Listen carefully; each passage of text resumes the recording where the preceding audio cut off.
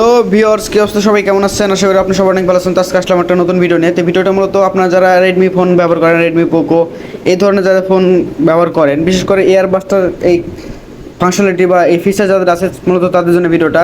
হ্যাঁ বন্ধুরা, আজকে ভিডিওটা আপনাদের খুবই হেল্পফুল একটা ভিডিও হতে যাচ্ছে, কারণ আপনার হাতে যদি এই ফোনটা থাকে বা এই অপশনটা আপনাদের ফোনে থেকে থাকে, তাহলে কিন্তু আর রিমোটের প্রয়োজন নাই।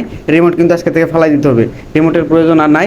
আপনার ফোন থেকে সকল কিছু আপনার রিমোট কন্ট্রোলের মাধ্যমে কিন্তু কন্ট্রোল করতে পারবেন, সেটা আমি দেখাবো। তো আমি আগে বলে রেখে আমার এই ফোনটা হচ্ছে রেডমি নোট 11। তো রেডমির কিন্তু প্রত্যেকটা ফোনে এই ফিচার্সগুলো আছে, আপনারা চেষ্টা করে দেখবেন। তো সেটা হলো কি, রিমোট কন্ট্রোল সিস্টেম। আপনার বাসায় যে টিভি, ফ্রিজ, এসি, ফ্যান, যত রিমোট কন্ট্রোলিং সিস্টেম আছে, ক্যামেরা, সব কিছু কিন্তু আপনি এই ফোন থেকে আপনার এই অপারেট করতে পারবেন বা কন্ট্রোল করতে পারবেন। সেটা কীভাবে করবেন সব কিছু প্রসেস আমি A to Z দেখাবো। তো ভিডিওটি না টানে সম্পূর্ণ ভিডিওটা দেখবেন, আর ভিডিওটি যদি ভালো লাগে একটা লাইক করে চ্যানেলটি সাবস্ক্রাইব করবেন। আর ভিডিওটি যেহেতু একটা হেল্পফুল ভিডিও, তো অবশ্যই অন্য কাউকে শেয়ারের মাধ্যমে আপনি তাকে দেখার সুযোগ করে দিবেন। তো চলুন ভিডিওটা শুরু করি। তো প্রথমে আপনি আপনার ফোনে কিন্তু এই ডিফল্টভাবে একটা অ্যাপস ইনস্টল করা থাকে, আর যদিও করা না থাকে তো আপনারা প্লে স্টোর থেকে এই অ্যাপসটা কিন্তু সহজে ইনস্টল করে নিতে পারবেন। তো এটা হচ্ছে এমআই রিমোট। তো যদি কারো ফোনে না থাকে তো সাধারণত আপনারা এটা প্লে স্টোরে পেয়ে যাবেন। তো আমি প্লে স্টোর থেকে একটু দেখাচ্ছি। তো প্লে স্টোরে আসার পরে সার্চ অপশনে যদি আপনারা লেখেন এখানে যে এমআই রিমোট, তাহলে কিন্তু যখন আমার এই অ্যাপসটা কিন্তু চলে আসছে। তো আমার এটা যেহেতু ইনস্টল করা আছে, সেক্ষেত্রে ওপেন দেখাচ্ছে, আপনারা ইনস্টল করে নেবেন। তো আমি এটা ওপেন করতেছি। তো ওপেন করার পর দেখুন হচ্ছে আমি কিন্তু রিমোটের যে হোম পেজ এখানে চলে আসছি। নিচে একটা অপশন আছে, সেটা হচ্ছে অ্যাড রিমোট। তো অ্যাড রিমোটে ক্লিক করব। অ্যাড রিমোটে ক্লিক করার পরে দেখুন বন্ধুরা, এখানে কিন্তু একটু লোড হচ্ছে। লোড হওয়ার পরে কিন্তু আমার সকল ফিচার্স, মানে আমি কী কী এখান থেকে অপারেট করতে পারবো সব আসবে। তো দেখুন বন্ধু চলে আসছে। তো আমি এখান থেকে কী করতে পারবো, এখানে দেখতে পাচ্ছেন এমআই টিভি, মানে স্মার্ট বক্স যেটা, তারপরে TV, set up box, AC, fan, smart box, তারপর হচ্ছে আপনার এবি ড্রাইভার রিসিভার, সরি এটা হচ্ছে আপনার যাদের যে মিক্সার মেশিন বা ওই যে মিউজিক জাতীয় যে বক্সগুলো আছে, সেই বক্সগুলো আপনার কন্ট্রোল করার জন্য কিন্তু এটা।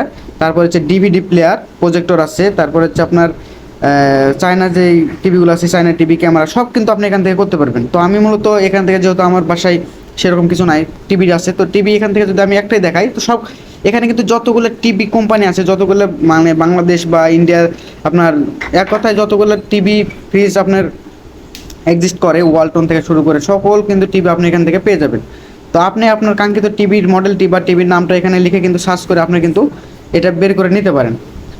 ঠিক আছে, এখানে কিন্তু ইউজ পরিমাণ যতগুলো টিভি এক্সিস্ট করে সব টিভি কিন্তু আপনি এখান থেকে পেয়ে যাবেন। তো একইভাবে কিন্তু এখানে ক্লিক করার পরে সাপোজ আমি যে কোনো একটা দেখাচ্ছি, যদি এমআই লিখি, তো এমআই যে টিভিগুলো আছে যেইগুলো, তো এখানে যাওয়ার পরে কিন্তু আপনার এখান থেকে পেয়ার অপশনে গেলে কিন্তু এই যে দেখেন রিমোটের কিন্তু ড্যাশবোর্ড চলে আসছে। এখান থেকে কিন্তু আমরা সকল কিছু এখান থেকে অন অফ, তারপর আপনার এটা হচ্ছে channel up down, volume up down, এগুলো সকল কিছু কিন্তু আপনি এখান থেকে ম্যানেজ করতে পারবেন।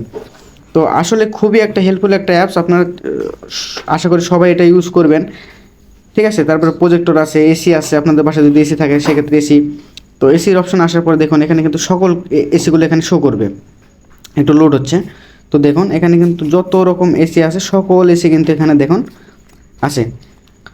তো এটা খুবই একটা হেল্পফুল অ্যাপস। তো এটা ইউজ করা খুবই মানে সিম্পল ব্যাপার। সেটা হলে আপনার যে নামটা আছে ওই নামটা এখান থেকে সার্চ করবেন। সার্চ করার পরে ও সিম্পল এখানে ক্লিক করলে এখান থেকে আপনার ওটা অন আছে কিনা অফ আছে, তারপরে এটা মানে আপনি দেখবেন।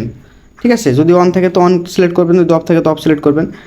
তো করার পরে আপনার এখান থেকে জাস্ট রিমোট অপশানে চলে যাবেন।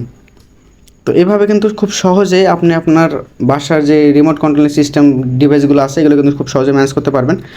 তো ভিডিওটা এই পর্যন্তই। ভিডিওটা যদি ভালো লাগে অবশ্যই একটা লাইক করবেন, আর বরাবরের মতো অবশ্যই চ্যানেলটা সাবস্ক্রাইব করবেন। ঠিক আছে, ধন্যবাদ।